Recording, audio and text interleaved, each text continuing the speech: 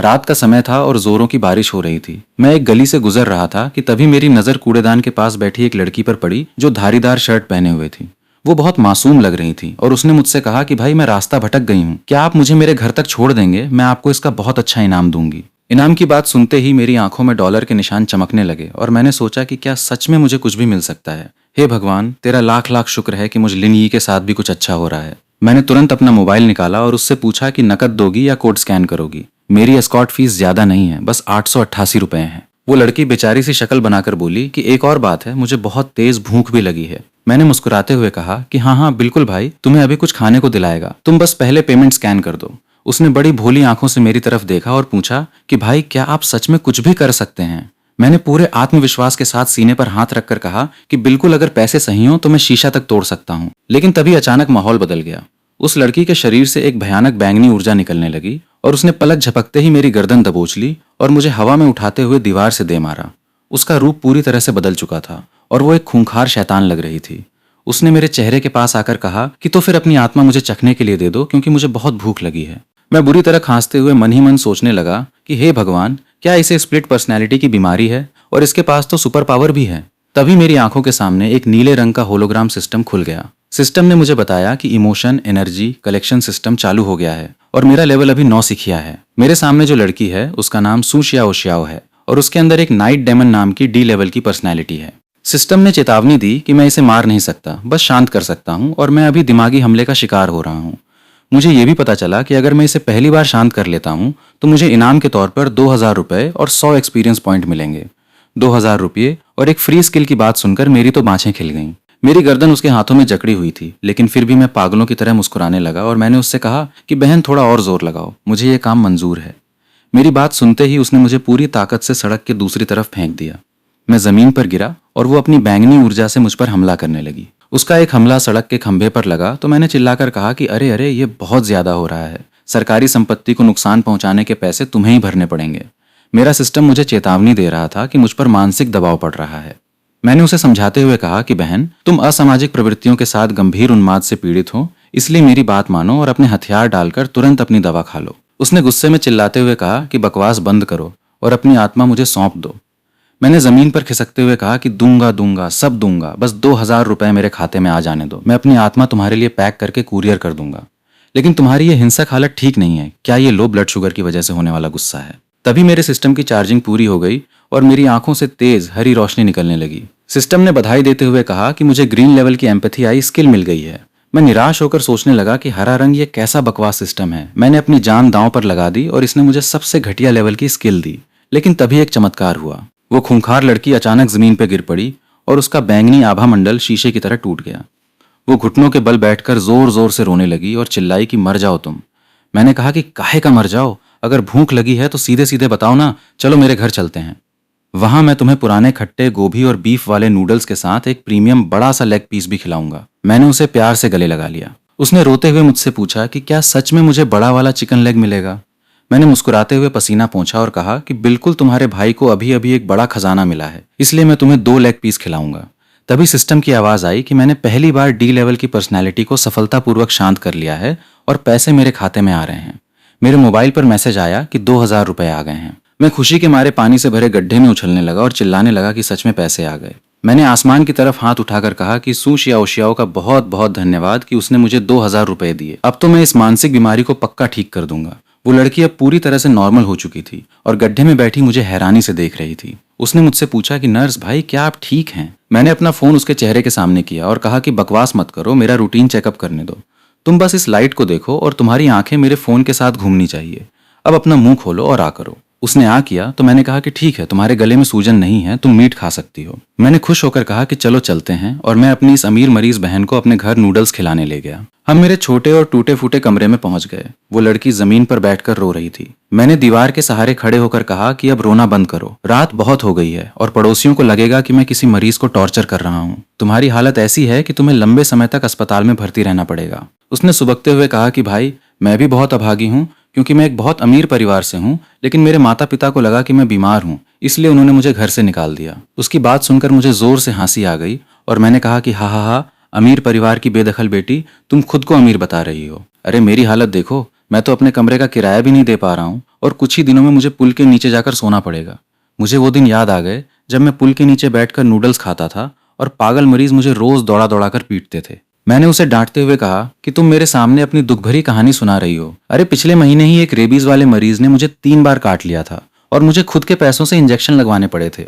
तुम्हारे पास तो कम से कम टाइम पास करने के लिए दूसरी पर्सनैलिटी है, लेकिन मेरा क्या? मेरे पास तो बात करने के लिए कोई भूत भी नहीं है। मेरी बातें सुनकर वो सहम गई और उसने रोते हुए कहा कि भाई मेरी गलती है, आप इतने भावुक मत होइए।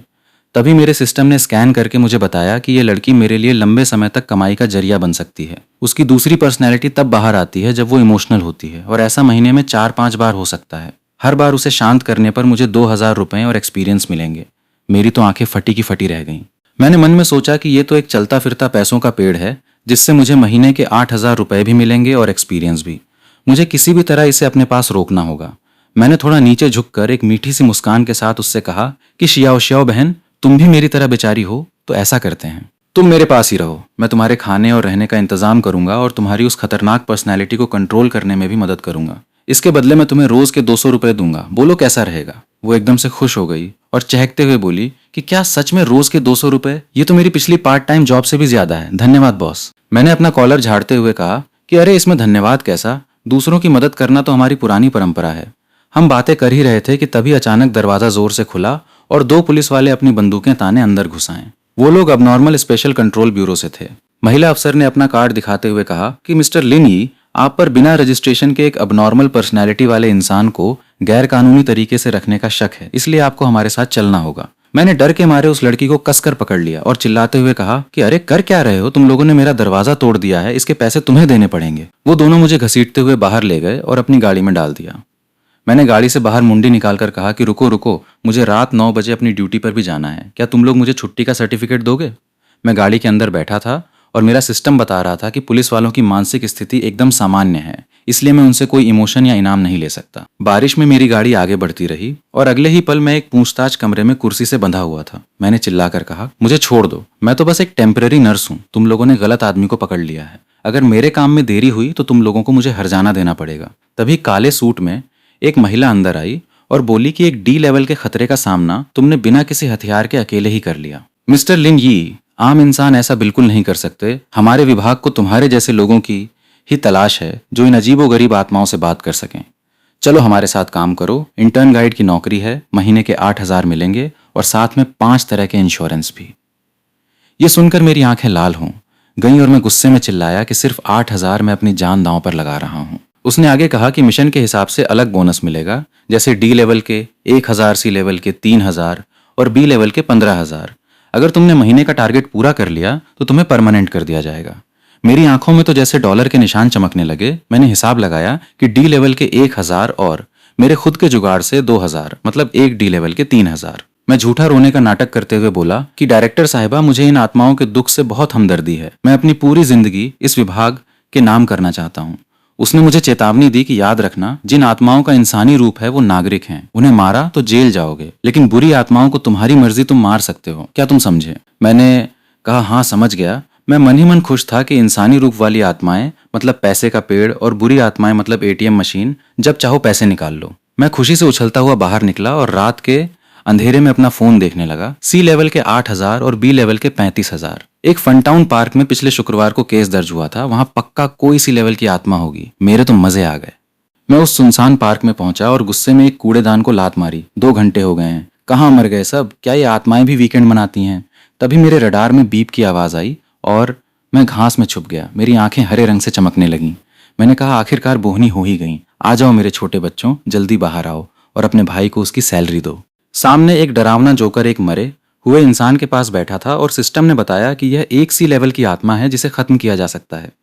मैंने बाहर आकर देखा कि 3 बेहोश लोग नीली आग में जल रहे थे। मैंने जोकर से कहा कि तू मेरे शिकार चुरा रहा है, बेरोजगार युवाओं और गरीबों को परेशान कर रहा है। जोकर ने मुझे देखा और कहा एक और अकेली आत्मा आ जाओ। तभी उसके पीछे से एक काले पेड़ जैसी परछाई निकली जिसमें बहुत सारे रोते हुए चेहरे लगे थे। उसने कहा अपना सारा दर्द मुझे दे दो, मैं तुम्हें एक अच्छी नींद सुलाऊंगा। मैंने हंसते हुए कहा नींद की ऐसी तैसी, मैंने तो अभी तक अपना लोन भी नहीं चुकाया है, किसे सोना है? हिम्मत है तो मुझे दिखा कि तेरा सी लेवल का पावर क्या है। ये सुनकर वो परछाई जोर से चिल्लाई और जोकर ने मुझ पर कई सारे डरावने चेहरों से हमला कर दिया। उसने कहा महसूस करो, यही निराशा का स्वाद है। घुटनों पर बैठ जाओ और रोने लगो। पर मैं वहीं शांति से खड़ा रहा और मेरे कपड़ों पर सिर्फ धूल लगी थी। मैंने अपनी असली परेशानियां गिनानी शुरू की। किराया देने की टेंशन, कर्ज चुकाने की टेंशन, ब्लाइंड डेट पर रिजेक्ट होने का दुख और काम पर जाने के बाद भी सैलरी कटने का दर्द। मैं जोर जोर से पागलों की तरह हंसने लगा और मेरे चारों तरफ बिल के कागज उड़ने लगे। मैंने जोकर की तरफ उंगली उठाई। मैंने कहा, यह मेरी रोज की जिंदगी है, तू क्या मुझे डराएगा? सिस्टम ने बताया कि असल जिंदगी की परेशानियों ने मेरी दिमागी ताकत को फुल कर दिया है। तभी मेरे सामने एक नीला खजाना प्रकट हुआ। जोकर घबरा गया और बोला कि तुम ठीक कैसे हो? बकवास बंद करो। उसने एक बड़े से काले हाथ से मुझ पर हमला किया। मैं जमीन पर गिर पड़ा और सिस्टम ने बताया कि मेरी डिफेंस टूट गई है, जो कि ब्लू क्वालिटी की थी। मैं जमीन पर लेटे लेटे हंसने लगा कि नीले रंग का सिस्टम, तूने आखिरकार इंसानों वाला काम कर ही दिया। जोकर फिर से आगे बढ़ा। मैं उठा और मेरी आंखों से नीली बिजली निकलने लगी। मैंने कहा, एक बेरोजगार इंसान का दिमाग तेरे इस जादू से कहीं ज्यादा मजबूत होता है। तू अपना मुंह बंद रख। मैंने एक जोरदार किक मारी और लकड़ी का झूला टूटकर जोकर के ऊपर गिर गया। धूल हटी तो मैंने अपने कपड़े झाड़े और मुस्कुराकर बोला, इतनी कम ताकत तो हमारे अस्पताल के पागल मरीजों में भी नहीं होती। जोकर फिर से डरावने रूप में बाहर आया। मैंने कहा, तेरा मेकअप बहुत गंदा है, किसी को पसंद नहीं आएगा। क्या तेरे गुरु को पता है कि तू इतने सालों से सिर्फ सी लेवल पर ही अटका हुआ है? जोकर अपना सिर पकड़कर चिल्लाने लगा कि चुप हो जाओ। मैंने अपने हाथ से एक नीली रोशनी का धमाका किया। मैंने कहा, अब चख एक कॉर्पोरेट गुलाम के दिमागी प्रेशर का स्वाद। जोकर हार गया और बोला, यह असंभव है, मैं तो सी लेवल हूं। मैंने कहा, लेवल तो मरा हुआ है, कॉर्पोरेट गुलाम जिंदा है। तभी सिस्टम ने बताया कि शिकार सफल रहा। मैंने अपना फोन देखा तो 5,000 रुपए आ चुके थे। मैं खुशी से बोला कि आखिरकार मैं अब गरीब नहीं हूं। मैंने डायरेक्टर को फोन पर बताया कि सी लेवल की आत्मा को मार दिया है, मेरा बोनस भेज देना और इन 3 बेहोश लोगों को यहां से ले जाओ। मैं अचानक आसमान की तरफ हाथ जोड़कर गिड़गिड़ाने लगा कि हे आत्माओं के भगवान, कृपया ऐसी और आत्माएं मेरे पास भेज दो। तभी फोन पर फिर से नोटिफिकेशन आया 5,000 सिस्टम से और 3,000 डिपार्टमेंट से। मैं जमीन पर सिर टेक कर झुक गया। मैंने कहा, शुक्रिया सिस्टम भगवान, शुक्रिया डिपार्टमेंट भगवान। आज रात तो मैं अपनी चाय में एक्स्ट्रा मलाई डालकर पीऊंगा। तभी वो डायरेक्टर महिला वहां आ गई। उसने हैरान होकर कहा, सी लेवल की आत्मा को अकेले मार दिया, वो भी बिना किसी चोट के। लिनयी, तुम किस ट्रेनिंग कैंप से आए हो? मैंने मजाक में सैल्यूट करते हुए कहा कि मैं क्विंशन अस्पताल के पुरुष नर्स ट्रेनिंग कैंप से हूं और मेरा काम दिमागी संतुलन ठीक करना है। वो बिना कुछ कहे बस फॉर्म साइन करने लगी। तभी उनमें से एक बेहोश आदमी उठा और रोते हुए मेरे पैरों में गिर पड़ा। बोला, भगवान, आपने मेरी जान बचाई है। मेरी एक बिना शादीशुदा बड़ी बहन है, मैं आपसे उसकी शादी करवाऊंगा। ये सुनकर मेरी आंखों में सितारे चमकने लगे। पर वो आदमी आगे बोला, मैं बेरोजगार हूं, मुझे भी अपने साथ काम पर रख लो। ये सुनते ही मेरा मुंह बन गया। मैंने गुस्से में कहा, दफा हो जा, यहां से मैं किसी और को बचा लूंगा। और मैं वहां से मुड़कर चला गया। कुछ समय बाद मैं अपनी साइकिल चला रहा था। पीछे एक प्यारी सी लड़की किराने का सामान पकड़े बैठी थी। सड़क पर एक और रोती हुई लड़की ने हमें रोका। उसने कहा, भैया मेरी मदद कर दो, मेरा पर्स चोरी हो गया है, मुझे घर जाने के लिए 50 रुपए दे दो, मैं घर पहुंचकर आपके कोड पर पैसे स्कैन करके वापस कर दूंगी। पीछे बैठी लड़की ने कहा, बॉस ये कितनी बेचारी है। मैंने अपने रडार से उसे चेक किया और मुस्कुराकर बोला, बिल्कुल बहन, ये लो मेरा कोड स्कैन कर लो। 50 क्यों, पूरे 100 रुपए स्कैन कर लो, मुझे दोस्त बनाना बहुत पसंद है। रोती हुई लड़की एकदम चुप हो गई और वहां अजीब सी शांति छा गई। वो हकलाई और बोली, अरे हाँ, मेरा तो पर्स ही खो गया है, मैं स्कैन कैसे करूंगी, बाय बाय कहकर वो पास के स्टोर में भाग गई। मैं साइकिल चलाकर आगे बढ़ गया। सिस्टम ने बताया कि वो बस एक मामूली ठग थी जिससे कोई पॉइंट नहीं मिलता। पीछे बैठी लड़की ने कहा, बॉस आप लोगों को कितनी अच्छी तरह पहचान लेते हो। मैंने कहा, इसमें कौन सी बड़ी बात है बहन, मुझे तो एक सी लेवल की आत्मा ने ट्रेनिंग दी है। वो लड़की मन ही मन सोच रही थी कि बॉस खुद इतने बड़े कंजूस हैं तो उन्हें कोई ठग कैसे लूट सकता है। मैं एक टूटे फूटे कमरे में खड़ा था और मैंने सामने चटाई पर बैठी एक रोती हुई लड़की की तरफ उंगली उठाते हुए कहा, आज से तुम मेरी कर्मचारी हो, तुम्हारी दिहाड़ी 200 रुपए होगी और इसमें सुबह शाम का खाना शामिल होगा। मैंने आगे कहा, सुबह भी मैगी मिलेगी और रात को भी मैगी, और सोने के लिए तुम्हें इसी चटाई पर सोना होगा। ये सुनकर उस लड़की ने, जिसका नाम श्याओ श्याओ था, मासूमियत से पूछा, तो क्या बॉस मैं पलंग पर सो सकती हूँ? जमीन पर थोड़ी ठंड लगती है। मैंने तुरंत जवाब दिया, पलंग सिर्फ मैनेजर के लिए है, ये कंपनी के नियमों के खिलाफ है। इस पर वो बोली, तो क्या मैं पैसे दे सकती हूँ? आप मेरी दिहाड़ी 150 रुपए कर दीजिए। क्या ऐसा हो सकता है? इस तरह मैं पलंग पर सो पाऊंगी? मैं जोर से हंस पड़ा और बोला, हा हा हा, तुम पलंग पर सोने के लिए अपनी ही पगार कम करवाना चाहती हो? बहन, तुम्हारे सोचने का यह अनोखा तरीका सच में लाजवाब है। चलो सौदा पक्का हुआ। मैंने मुस्कुराते हुए कहा, तुम्हारी दिहाड़ी 150 रुपए, तुम पलंग के पैताने की तरफ सोगी और मैं सिरहाने की तरफ। अगले दृश्य में हम दोनों एक ही पलंग पर सो रहे थे। श्याओ ने मेरी तरफ देखते हुए कहा, बॉस मुझे कल रात फिर से एक सपना आया। उसने बताया, सपने में चश्मे वाली एक बड़ी बहन मुझे बार बार बुला रही थी और कह रही थी कि मैं एक बहुत अच्छी नमूना हूं। मैं तो गहरी नींद में था, पर वो खुद ही सोचने लगी कितनी अजीब बात है। तभी अचानक मेरे फोन की घंटी बजी। स्क्रीन पर चीफ शेन का नाम चमक रहा था। मैंने उत्साह से फोन उठाया और कहा, अरे चीफ, इतनी सुबह सुबह मुझे कॉल कर रहे हैं, क्या मेरी पगार बढ़ाने वाले हैं? चीफ ने गंभीर आवाज में कहा, चमत्कारी गली के मकान नंबर 18 जिनयांग अपार्टमेंट में पहुंचो। तुम्हारे पास सिर्फ 30 मिनट हैं। मेरी आंखों में पैसों की चमक आ गई और मैंने पूछा, ये किस लेवल का मामला है? चीफ ने बताया, रिपोर्ट के हिसाब से सी लेवल का मामला है। झाओ लॉन्ग से हमारा संपर्क टूट गया है। मैं हैरान रह गया। Zhao long? क्या वो भी इस मामले को नहीं संभाल पाया? चीफ ने कहा, हाँ, इसलिए तुम्हें वहां जाना ही होगा। मैं तुम्हें 3 गुना ओवरटाइम का पैसा दूंगा। 3 गुना ओवरटाइम का पैसा! मैंने खुशी से चिल्लाते हुए तुरंत अपने जूते पहने और शाओ शाओ से कहा, शाओ शाओ, जल्दी कपड़े पहनो, मेरे साथ ओवरटाइम करने चलो। वो नींद में बोली, लेकिन आज तो वीकेंड है। मैंने हड़बड़ी में कहा, 3 गुना पगार मिल रही है, पैसा किसी का इंतजार नहीं करता। और मैं धूल उड़ाता हुआ दरवाजे से बाहर निकल गया। मैं घने कोहरे के बीच तेजी से अपनी साइकिल चला रहा था और शाओ शाओ पीछे से मुझे कसकर पकड़े हुए थी। मैं मन ही मन हिसाब लगा रहा था। सी लेवल के काम के 3,000, 3 गुना पगार के 1,500 और सिस्टम मुझे 5,000 और देगा, मतलब सीधे 10,000 हाथ में। तभी शाओ शाओ ने पीछे से कहा, बॉस, क्या आप मुझे एक फोल्डिंग वाला पलंग दिला सकते हैं? मैं थोड़ा चिढ़ गया और बोला, वो मेरी अंदर की आवाज थी। कर्मचारियों को मैनेजर के मन की बात सुनने की इजाजत नहीं है। अचानक मेरे सामने सिस्टम की लाल चेतावनी आ गई। चेतावनी, लक्ष्य का प्रदूषण स्तर असामान्य है। यह मामला बताई गई रिपोर्ट से ज्यादा खतरनाक हो सकता है। मेरी आंखें लाल हो गईं और मैं पागलों की तरह मुस्कुराते हुए बोला, सी लेवल से ज्यादा? तो फिर ये पक्का बी लेवल का मामला होगा। और बी लेवल का इनाम तो 20,000 है। मैं तो अमीर हो गया, मैं अमीर हो गया। भगवान ने आज मुझे नोट छापने की मशीन दे दी है। हा हा हा। मैंने साइकिल की रफ्तार और तेज कर दी। शाओ शाओ डर के मारे चिल्लाने लगी, बॉस, थोड़ा धीरे चलाइए, मैं उड़ जाऊंगी। जब हम वहां पहुंचे तो पैरामेडिक्स बुरी तरह से घायल झाओ लॉन्ग को स्ट्रेचर पर ले जा रहे थे। वहां एक महिला अफसर भी थी जिसके हाथ पर पट्टी बंधी थी। उसने मुझे देखकर कहा, तुम आ गए? मैंने हैरान होकर पूछा, क्या इसकी हालत? उसने बताया, वो सबसे पहले अंदर घुसा था और 15 मिनट बाद ही हमें उसके चीखने की आवाजें आने लगीं। जब हमने दरवाजा तोड़ा तो वो दीवार से बुरी तरह चिपका हुआ था। उसके दिमाग को बार बार प्रदूषित किया गया है। झाओ लॉन्ग खून से लथपथ था और बेहोशी में बड़बड़ा रहा था। अभी भी काफी नहीं है। केपीआई में 5% की कमी है। बस थोड़ा सा ओवरटाइम और कर लूं तो सब ठीक हो जाएगा।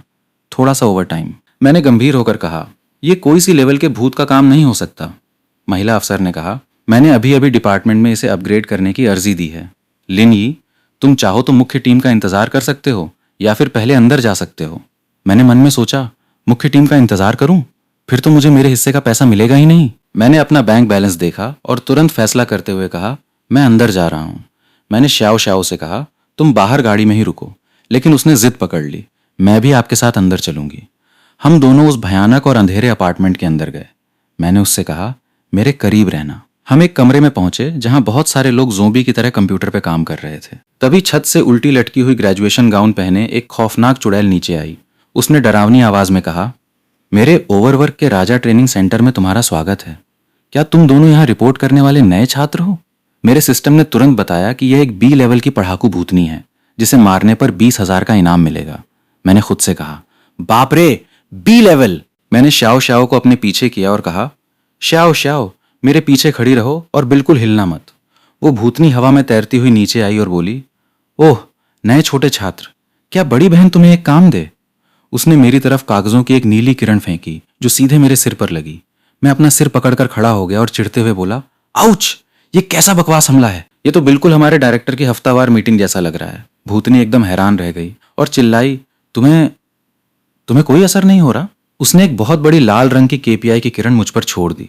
मेरा सिस्टम बता रहा था कि मुझ पर हमला हो रहा है। 10%, 30%। भूतनी परेशान होकर बोली, ये क्या हो रहा है? तुम इसमें डूब क्यों नहीं रहे हो? जब सिस्टम 50% पर पहुंचा तो मैंने आराम से अपनी घड़ी देखते हुए कहा, बहन, ये जो तुम्हारा ओवरवर्क वाला इलाका है ना, मैं इसे रोज खुद पर झेलता हूं।